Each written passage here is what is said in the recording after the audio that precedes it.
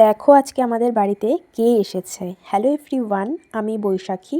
আরও একটা মিনি ব্লগে তোমাদের ওয়েলকাম।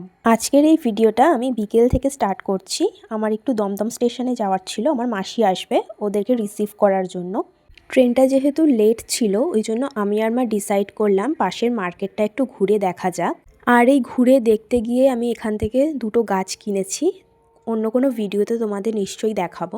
আর তোমাদের মধ্যে কে কে আছো যারা আমারই মতো এরকম কদবেল মাখা খেতে খুব ভালোবাসো, কমেন্টে জানিও। প্রত্যেক বছর এই কদবেলের সময় আমি এই দাদার থেকে কদবেল মাখা কিনি আর খুবই ভালো বানায়।